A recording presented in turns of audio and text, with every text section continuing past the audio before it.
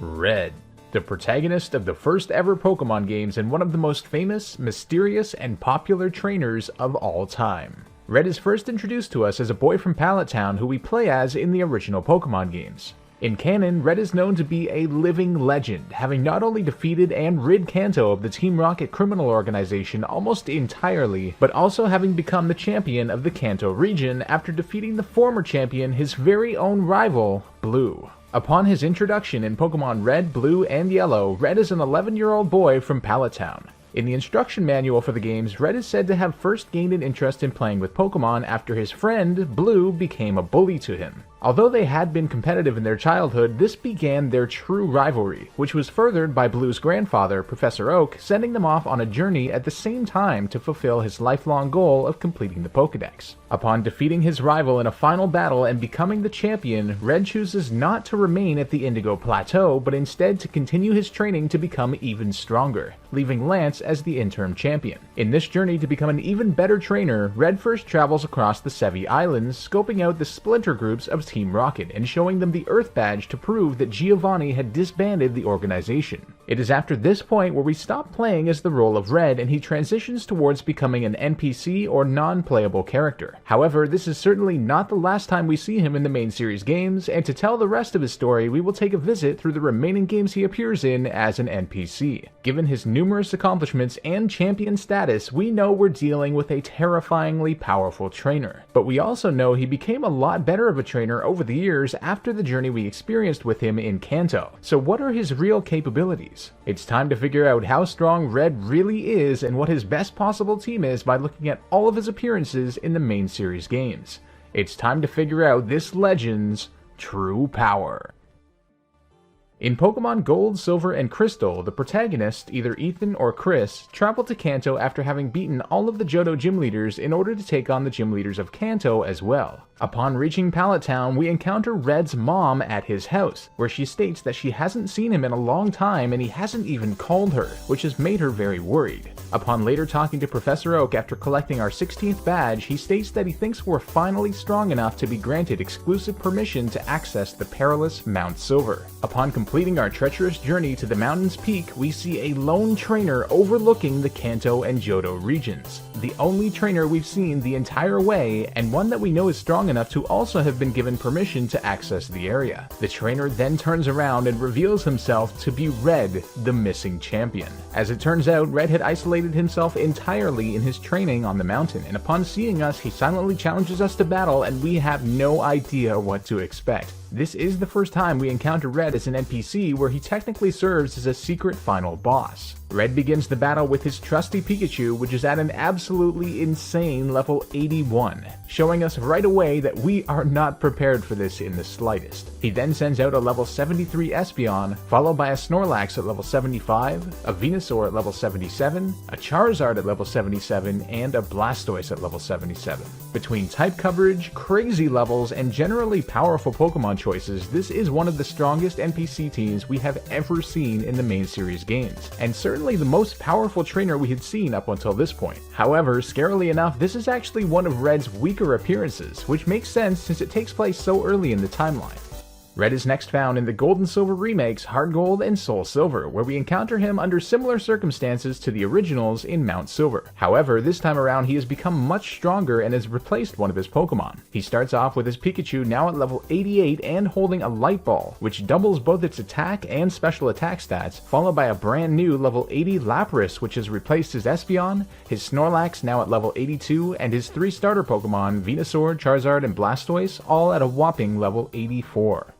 Not including remakes, the second time we encounter Red as an NPC and the first time since he journeyed to Mount Silver where he trained for an extended period of time is in Pokemon Black 2 and White 2, where, amazingly enough, Red decides to participate in the Pokemon World Tournament, finally marking his return to society. What sparked this return is unknown, but it appears to be a combination of Ethan, Chris, or Lyra having defeated him and showing him that there are powerful enough trainers out there to cure his boredom, and the fact that the Pokemon World Tournament has a Champions Tournament with the very strongest trainers from regions across the world. The Champions Tournament is of course the only tournament that Red participates in and is very hard to access since the player has to first beat all 5 of the regional gym leader tournaments to unlock the World Leaders Tournament, then proceed to beat the World Leaders Tournament 10 times. The World Tournament does of course course automatically set all Pokemon to level 50, but we can see how competitively viable Red's Pokemon have become, both in terms of movesets and items. In the Champions Tournament, Red operates by rotating between his Pikachu with his Light Ball, his Venusaur with the White Herb item to prevent special attack drops from his Leaf Storm, his Charizard with Focus Sash, his Blastoise with a Choice Scarf, his Snorlax with a Quick Claw, and his Lapras with a Citrus Berry, all with quite competitive movesets as well. The second last time we encounter Red in the main series games occurs in Pokemon Ultra Sun and Ultra Moon, where surprisingly enough he has taken on the role of co-boss of the Alolan Battle Tree with his very own ultimate rival, Blue, and he can be battled in 3 different circumstances, with one having some very key developments when it comes to constructing his best team. The first occurs when the protagonist first arrives to the Battle Tree after having become champion, where they get the opportunity to choose between battling Red or Blue in an exhibition match. If Red is chosen, he will face the player with what can be considered a scaled down team, since being champion of a region is not quite enough to battle Red at full power. Red battles using his Pikachu at level 74, his Venusaur, Charizard, and Blastoise all at level 70, his Lapras at level 69, and his Snorlax at level 69 as well. However, Red can also be faced within the battle tree itself as a Battle Legend boss after the player has completed 20 consecutive battles and 50 consecutive battles respectively. Since he uses the same 5 Pokemon for each, we'll take a look at his 50th consecutive battle version in which he rotates between his Venusaur, Charizard, Blastoise, Lapras, and Snorlax. However, his Venusaur is shown to sometimes hold the Venusaurite Megastone, and his Charizard is shown to have either the Charizardite X or the Charizardite Y Megastones, showing not only that Red has access to Mega Evolution, but that he has 3 different stones that he can use. This is crucial for assessing his true power team. The final time that Red can be encountered in the main series Pokemon games so far is a secret battle in Let's Go Pikachu and Let's Go Eevee, the remakes of Pokemon Yellow. If the player defeats 5 different Master Trainers scattered throughout the region, Red will appear outside the Indigo Plateau, which is interesting since these games seem to take place about 2 years after the events of Pokemon Red and Blue, in which he first became champion, showing that he must have left Mount Silver sometime around then. In this battle, Red has some new additions to his team, and many of his Pokemon are at the highest level we've ever seen them at, all at level 85. He starts off with his Pikachu, followed by a brand new Machamp, a brand new Arcanine, his Lapras, Snorlax, and Venusaur with its Megastone, making it a Mega Venusaur. It's time for the moment we've all been waiting for. Using all of his appearances in the main series Pokemon games, let's construct Red's best possible team.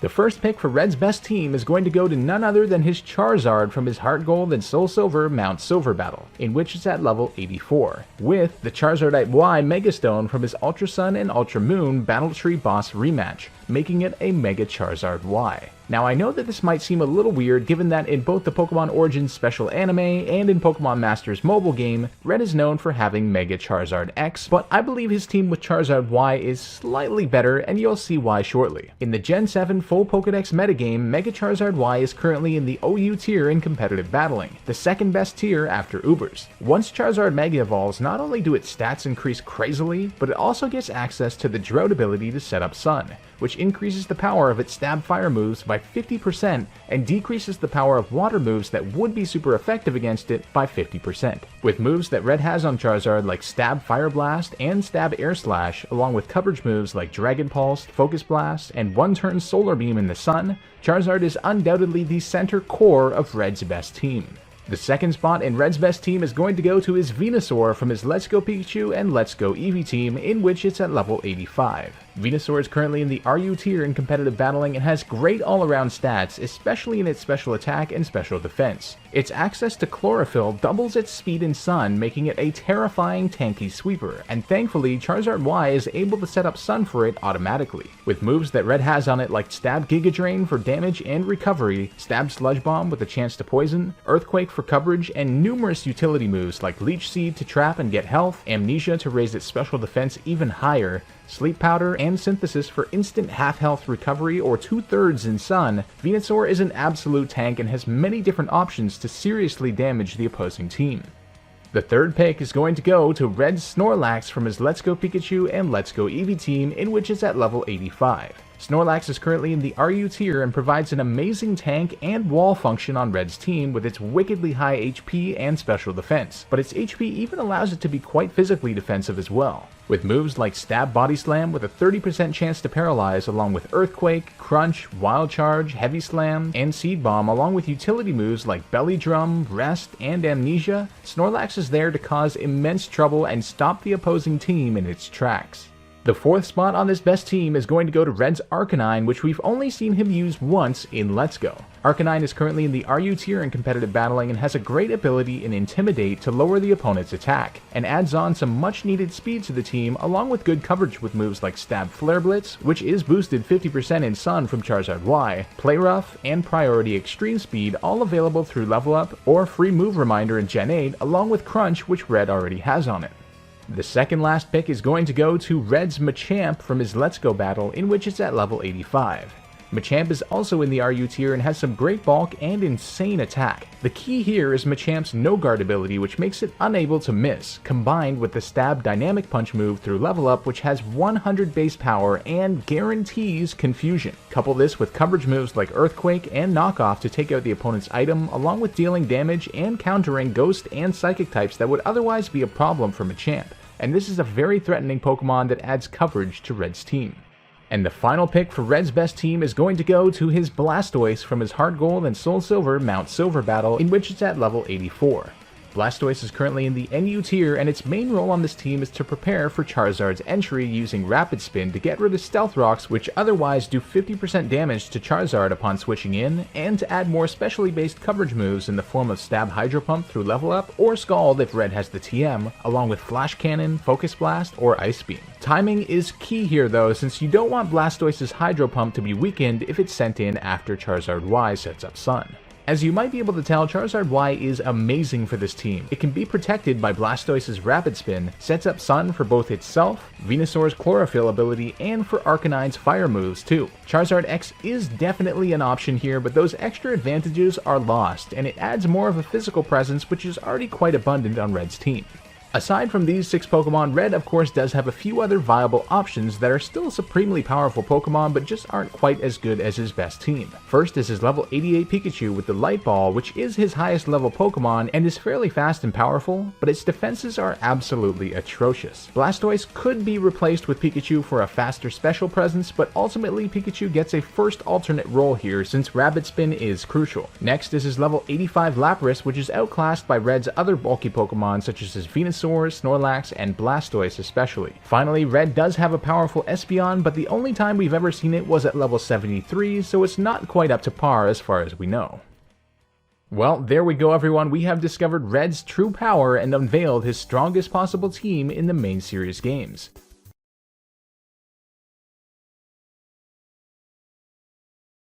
If you enjoyed this video and are looking forward to more from this series, be sure to leave a like, share it on social media, and subscribe with notifications on by hitting that bell icon if you haven't already. All forms of support help a ton and are super appreciated. Don't forget to comment down below with what trainer you wish to see featured next. The comment with the most likes will pick the trainer for the next week's episode and will be featured on screen. Before we go, I'd just like to give a quick shout out to all my patrons. Thank you guys so much for your support. If you enjoy my work and would like to support the channel and get cool perks, the link to my Patreon will be in the description below. This has been Spectre, and I'll see you guys next time for some more True Power.